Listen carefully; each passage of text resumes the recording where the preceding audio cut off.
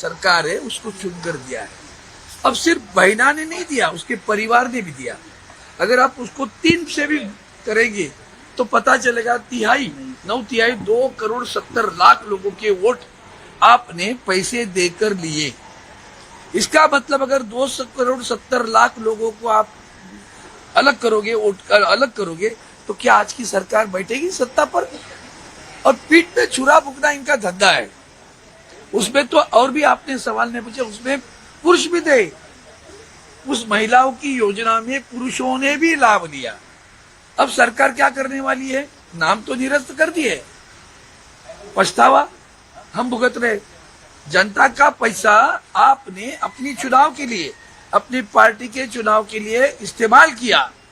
ये बहुत बड़ा गुनाह है, संविधान के साथ खिलवाड़ है।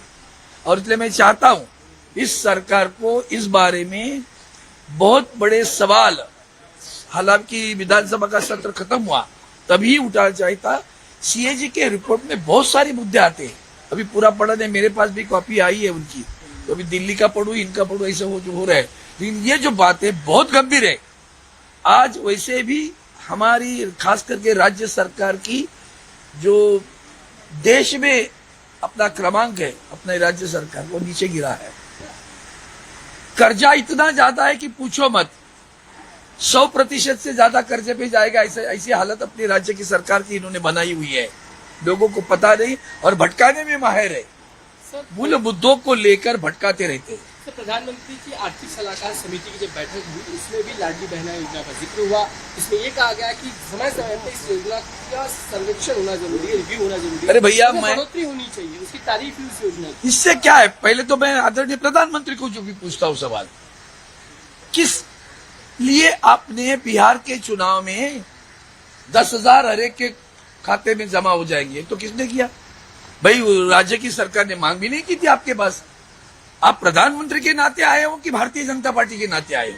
अगर आप भारतीय जनता पार्टी के प्रचार के लिए आकर सरकार की नीति तय करके बता देते हो कि 10,000 हमारे हर एक के परिवार में खाते में जाएंगे, तो वहां भी तो खरीद कर तुम चुन कर आए हुए ना।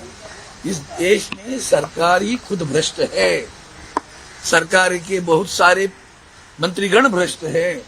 ये तो खुलेआम साबित हुआ है। अन्ना हजारे कहाँ सोए वो पता नहीं है।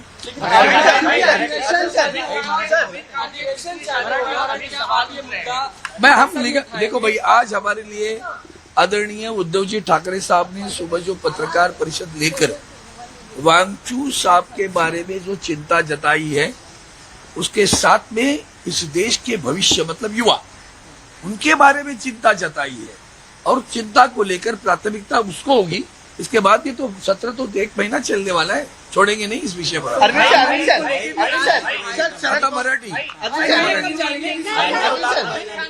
शादी पर अब सवाल उठ रहे हैं, गजवाए हिंद करके अब उनको बुलाया जा रहा है। हिंदू सावधान हो जाए, ऐसी प्रतिक्रिया आ रही है। यही तो धर्म, अभी तो आप वही ना, मैं बोल रहा हूँ, आपका इस्तेमाल किया जा रहा है। आप लोग भी सावधान रहिए, ऐसे बयानों को ज्यादा प्रचार न करिए। सारी समस्याएं जो है देश की है उसको भटकाने का ये धंधा है। अरे आमिर साहब की, खान साहब की और प्रधानमंत्री की तो अच्छी दोस्ती है ना भैया, तो प्रधानमंत्री से भी सवाल पूछो ना। हर वक्त आप देखना, जब भी कोई महत्वपूर्ण विषय आप लेकर खड़े हो जाइए, ये बराबर हिंदू मुस्लिम तरफ लेके जाएंगे। और आप सोशल मीडिया भी देखो, उनके कहाँ से खुद कर मतलब गड्ढे खोद कर निकाल के कब्र खोदते रहते हैं लोग। तो ये इनका धंधा है, इसके में ध्यान देने की जरूरत नहीं।